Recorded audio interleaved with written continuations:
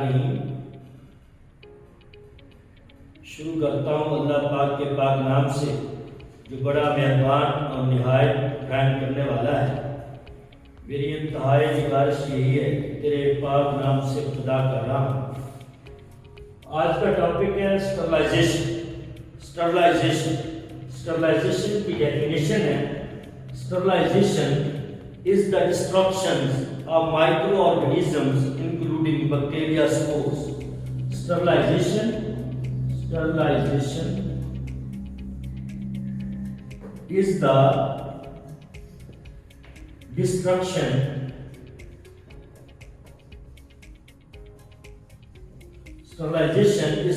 destruction of microorganisms including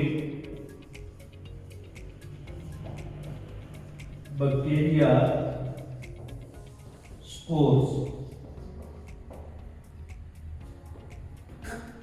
Sterilization is the destruction of microorganisms including bacteria spores. Sterilization کا مطلب ہے، اس کی تعریف یوں ہے کہ چیزوں کو جراثیموں سے پاک کرنا، یعنی اسٹرلائزیشن ایک ایسا عمل ہے جس میں ڈسٹرکشن، تباہ کیا جاتا ہے آف مائکرو آرگنیزمز کو۔ مائکرو آرگنیزمز وہ ہوتے ہیں وہ جاندار جن کو ہم مائکروسکوپ سے دیکھ سکیں، just like virus, fungi, bacteria.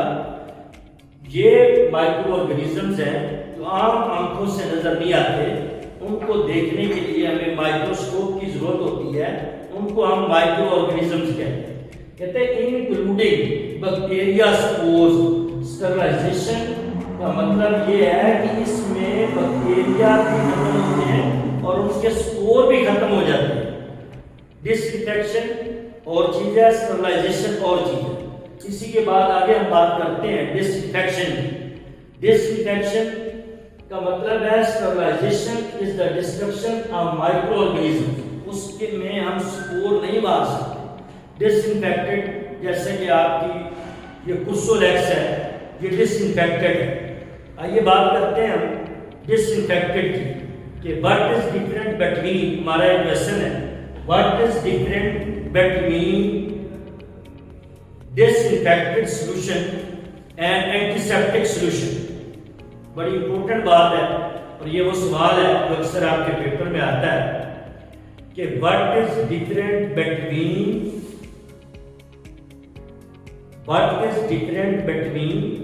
Dish infected and antiseptic solution. کیا فرق ہے اینٹی سیپٹک سولوشن میں اور ڈس انفیکٹڈ سولوشن؟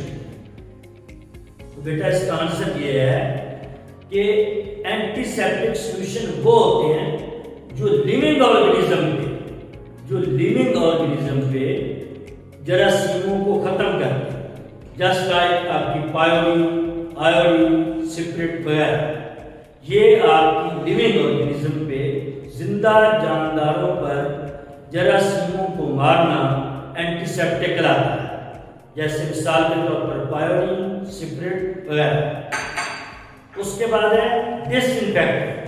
ڈس انفیکٹنٹ ایسے سولوشنز ہوتے ہیں، یہ ایسے مائعات ہیں، ایسے لیکوڈ ہیں جو غیر زندہ جانداروں پر جراثیموں کو مارتے ہیں، ڈس انفیکٹنٹ کہلاتے ہیں۔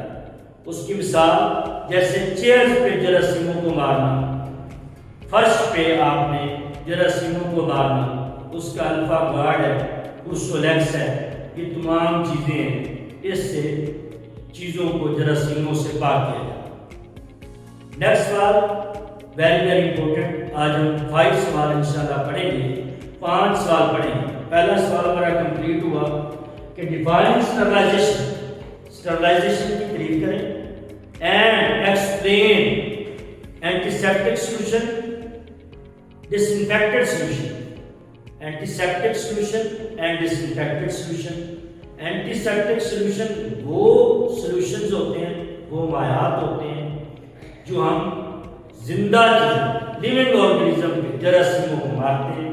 اس کی مثال پائیولین، آیوڈین، سپرٹ وغیرہ۔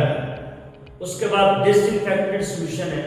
ڈس انفیکٹڈ سولوشن وہ سولوشنز ہیں، وہ مائعات ہیں جو غیر زندہ چیزوں پہ جراثیموں کو مارتے ہیں، جیسے چیئر سے، فرش سے. اس کی الفا گارڈ ہے، ارسولیکس ہے. یہ تمام ایسے ڈس انفیکٹنٹ سولوشنز ہیں جو جراثیموں کو ختم کرتے ہیں.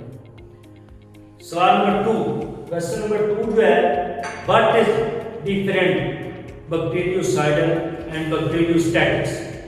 What is different between bacteriocidal and bacteriostatics. Answer: bacteriocidal means the kill of the bacteria. ہم انگلش میں پڑھائیں گے، اردو میں پڑھائیں گے تاکہ آپ کو ایزیلی سمجھ آ سکے. بیکٹیریوسائڈل means the kill of bacteria، جس میں بیکٹیریا کو ختم کرنا ہے، بیکٹیریا کو مار دینا ہے. اس کی مثال پینسلین. پینسلین آپ کی وہ ڈرگ ہے جو بیکٹیریا کو مکمل طور پر ختم کرتی ہے. اس کو بیکٹیریوسائڈل ڈرگ کہتے ہیں. دوسری بات، اگلا پارٹ اس کا بیکٹیریوسٹیٹکس. بیکٹیریوسٹیٹکس سے مراد جس میں بیکٹیریا کی نشو و نما کو روکا جا سکتا ہے، جس میں بیکٹیریا مرتا نہیں ہے، صرف بیکٹیریا کی گروتھ کو، اس کی نشو و نما کو ہم روکتے ہیں، اس کو ہم بیکٹیریوسٹیٹکس کہتے ہیں. ایسی ادویات جو بیکٹیریا کو مارے نہ، اس کی گروتھ کو روک دے، اس کو بیکٹیریوسٹیٹکس کہتے ہیں. جس کی مثال ٹیٹراسائکلین. یہ ٹیٹراسائکلین دا گروتھ کو روکتی ہے، انہیبٹ دا گروتھ جو ہے بیکٹیریا. 2 سوال ہمارے مکمل ہوئے. تھرڈ سوال، تیسرا سوال ہمارا ویری امپورٹنٹ کہ واٹ از. یہ تھا واٹ از، 2 سوال پڑھا دیے. تیسرا سوال، what is different between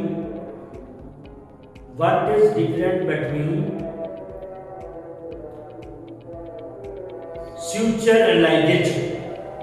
What is different between suture and ligature? suture اور ligature کا کیا فرق ہوتا ہے؟ تو suture mean بھی دھاگا ہے، ligature mean بھی دھاگا ہے.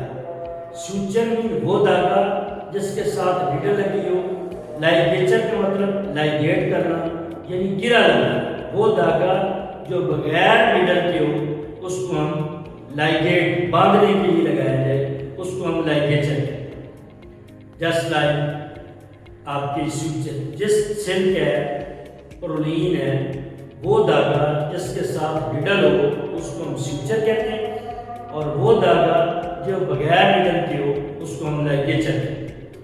نیڈل کا کام ہے زخم کو سینا، اور لائگیچر کا کام ہے باندھنا، ٹشو کو باندھنا.